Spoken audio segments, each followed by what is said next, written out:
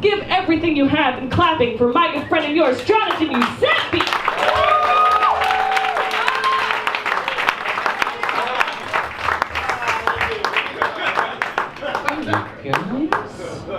How are we?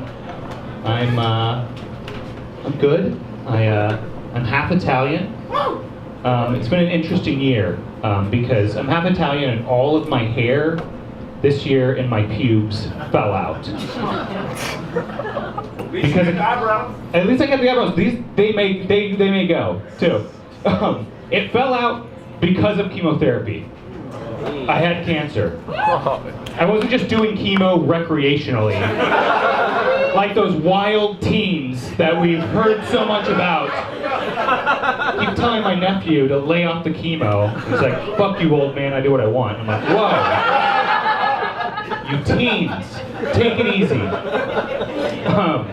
But I was, I'm fine now. I'm back. But this is good. Thank you.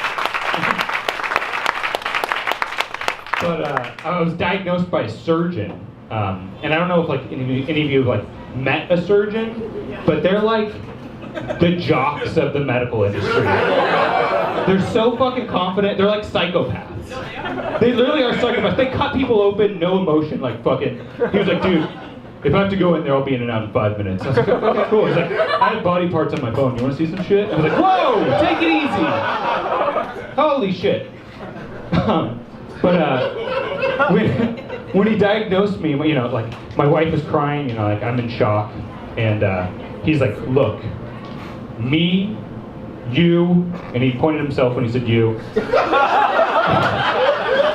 and you, the three of us, we're gonna get through this together.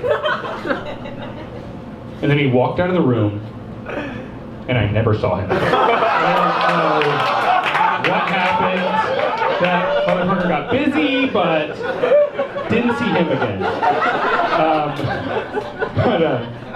So my wife, like her mom is a doctor. Katie's mom's a doctor, and so she or she's a nurse, and she calls her mom, and she's like crying, and then like a minute into the call, she's just like, "What? I'll ask him about his semen. I don't know." And then like clockwork, another doctor comes in and is just like, "Hey, after radiation, you may be sterile. So just to let you know, we set up a fertility appointment for 9 a.m. tomorrow." So they just told me, "You have cancer, and now you have to come." I was like, "Whoa! God damn it, take it easy." They're like, "Have you thought about kids?" I was like, I don't know. And they're like, "Well, you better think about it, because we set up an appointment for you to come at 9 a.m. tomorrow. Fucking get on it." Like, whoa. So I go to the appointment, and like, if you want to see some vulnerable looking men, it's at a fertility clinic. Like, they look just so pitiful, like just holding little cups waiting for their turn. And so like my turn, comes up, and like I go into the little room, no direction. The only direction was like, once you're done, put the sample on this lazy Susan in the wall, turn it, and another person will come and pick it up. I was like, okay. And like, it's basically a bathroom with a stack of magazines, a mirror, and a sad leather chair. And, like, masturbation should be this, like, relaxing, self-love type thing.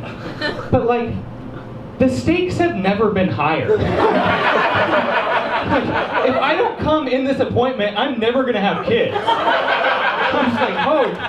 Like, I thought when they gave me the cup, they're going to just be like, and also just to let you know, there's a bomb somewhere in the building. Just enjoy, have a good time in there. Just to let you know. So I'm like, all right, John, calm down, let's focus.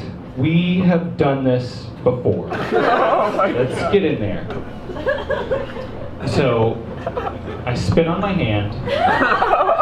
I had to. That's how I get down. Call me a diva, but I need some fucking lube. Okay? Fucking old-fashioned. Dude, oh, that's the old-fashioned way. Yeah. Is it the old-fashioned way?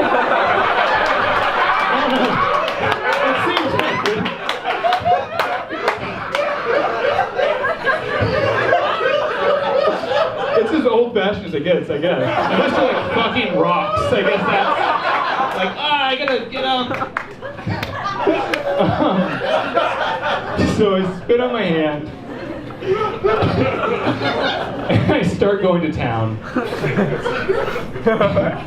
And my first thought is, you're really good at this. Like, I was like, holy shit. I was like, and then I was just like, dude, we may even like be done and have time to go to the Abu Pan for a croissant before the next appointment. Like, you're killing it. And then I turn and I look at a sign on the wall and it says, no saliva, no lube, no water. It will contaminate the sample. Yes. I have to do it really the old-fashioned way. I mean, that is the most old-fashioned. Fucking dry rub. I have to do a dry rub, which I hate doing. I've never done a dry rub. It's, you know.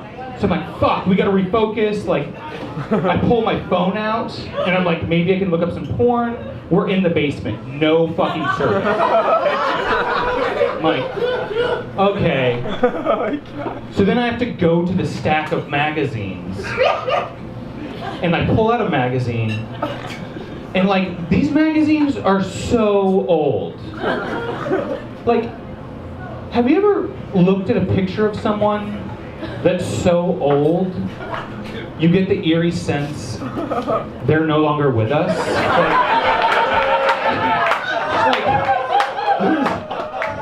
There's like nothing less sexy than history. Like, it's like, oh, okay, what time is this?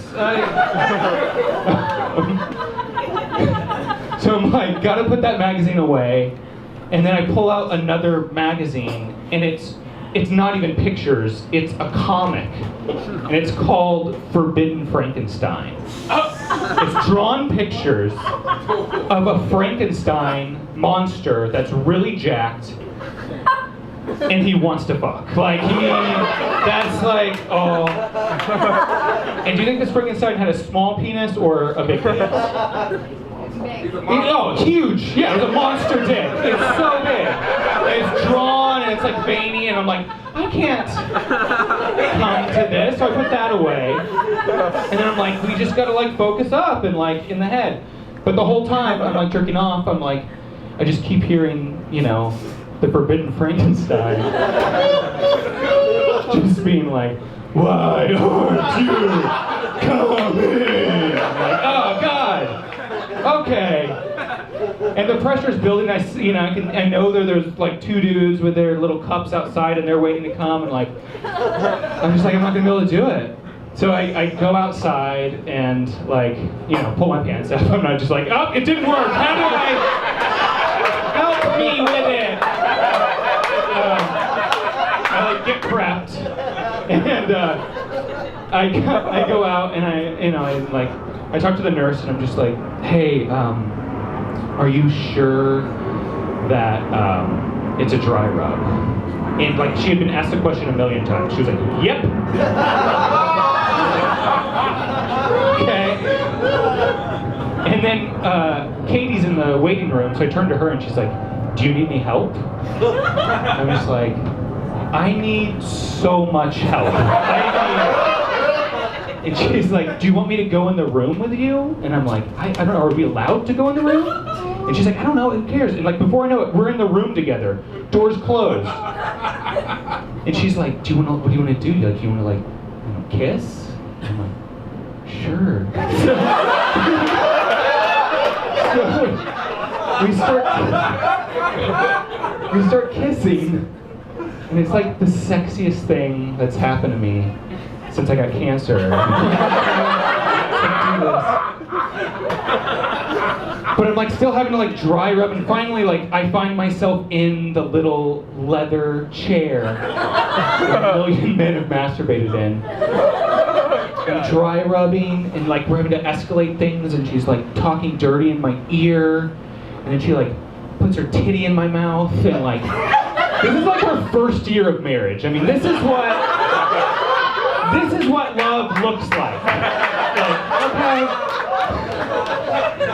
And finally, it gets to the point where she's like, look, you're gonna have to spit on it because you're not gonna come. And I'm like, I totally agree. So I spit on it, and I come in like a minute. I come so fast. And like, I had to stand up. I was like, I gotta get it in the cup. Like, it's never been more precious.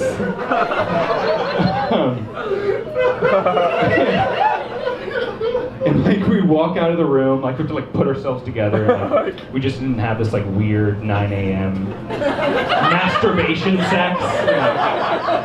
We're like, okay, on to the next appointment. Nicely done, okay.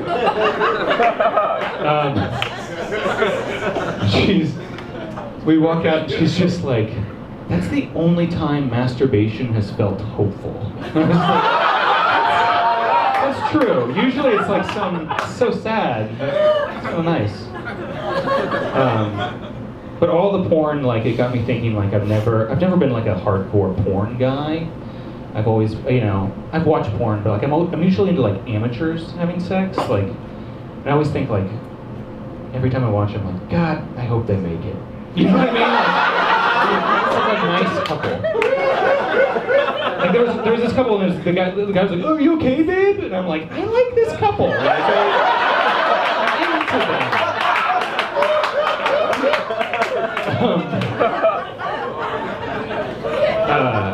There was this one time I was watching porn, and there was this like couple having sex in front of an infinity pool on a lake, and the whole time I just kept thinking like, God, that is a beautiful view. Like, it was like taking me out of it. Like I wanted one person in the scene just to be like,